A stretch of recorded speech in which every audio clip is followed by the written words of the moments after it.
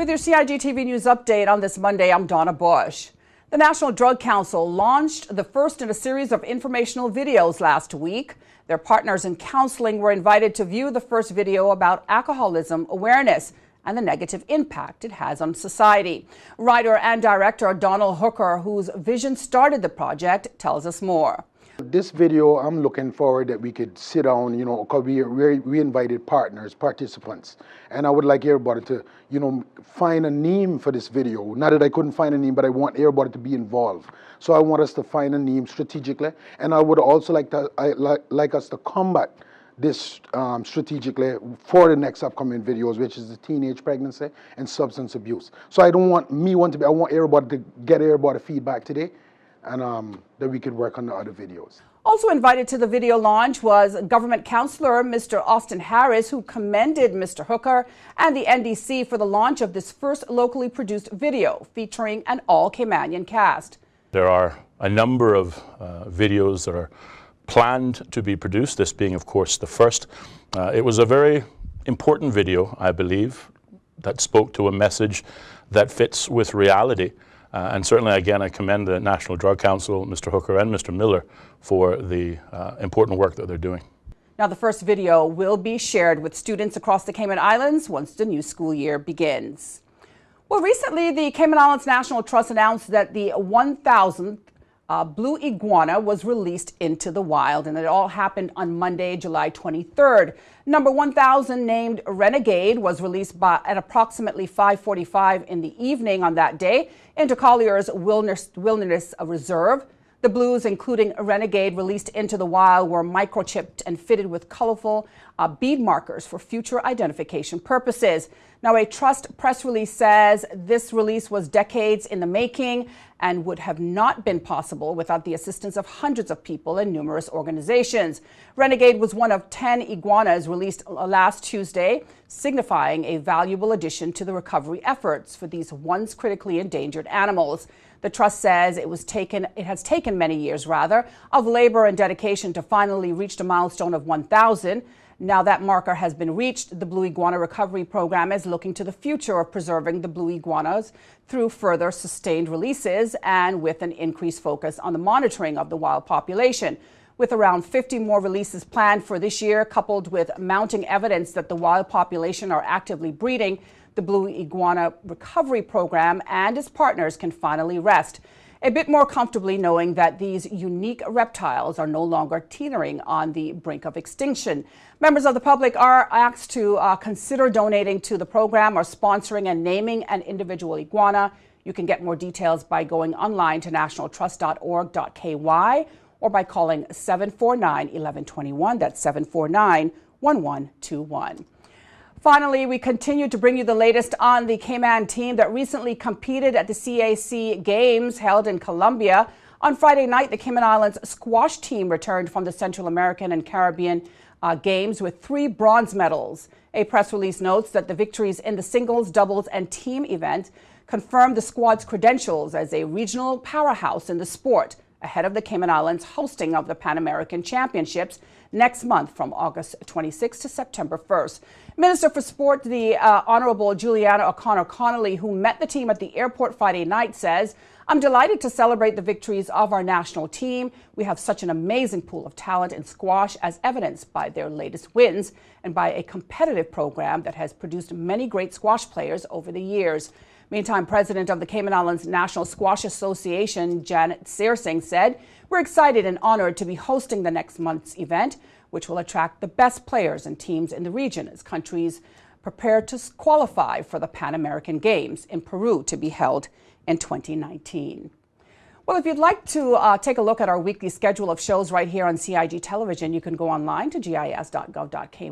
At the bottom of the homepage, just click on the publications link. If you missed today's news update, you can go to the Cayman Islands Government Facebook page for all the details, as well as the CIG Television YouTube channel. With your CIG TV News update for this Monday evening, I'm Donna Bush, as always, thanking you for joining us, wishing you a wonderful and safe night, and hoping you'll join us back here again tomorrow. Until then, bye-bye for now.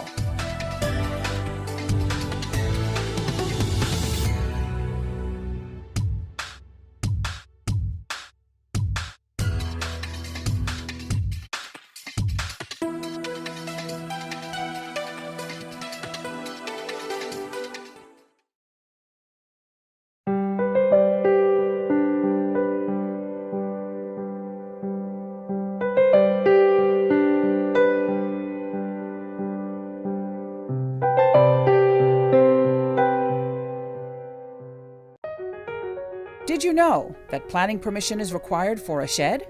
Did you know you should check with the department as a planning and permit application may be required?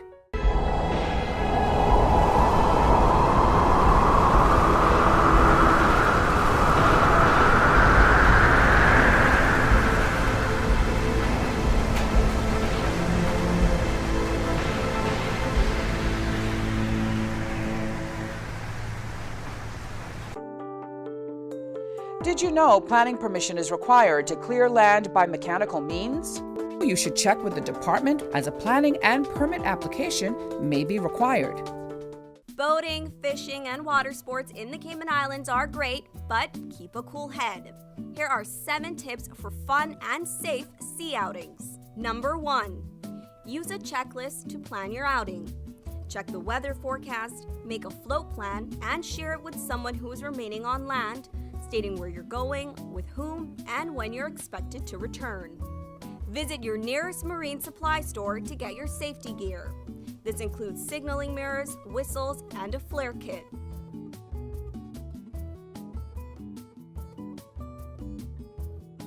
It's also very important to have onboard flotation devices and life vests for each person.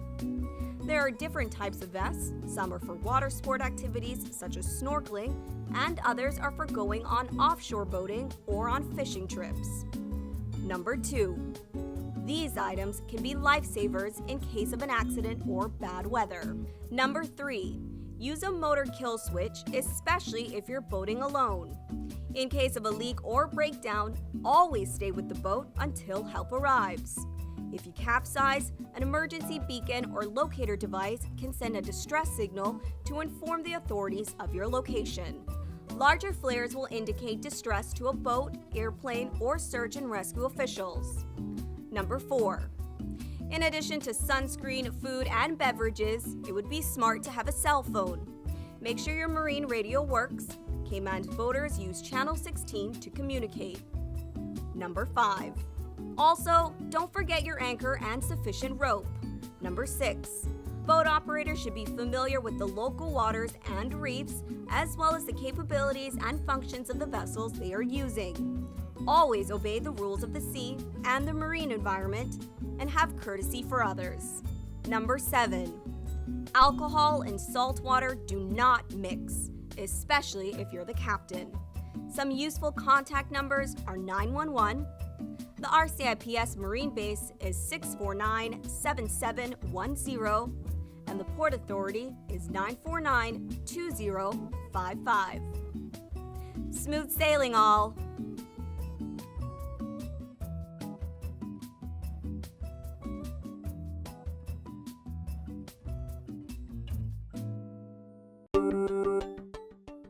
Did you know that planning permission is required for an addition, alteration, or any material change to your house? The 10% rule no longer exists. Did you know you should check with the department as a planning and permit application may be required?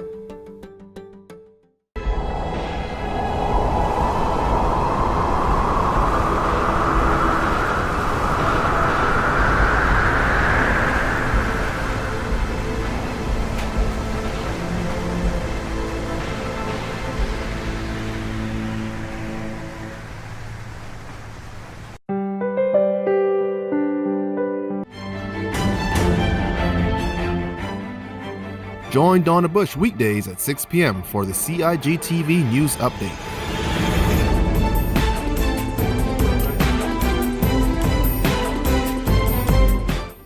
Get the latest on what's happening in government on a daily basis.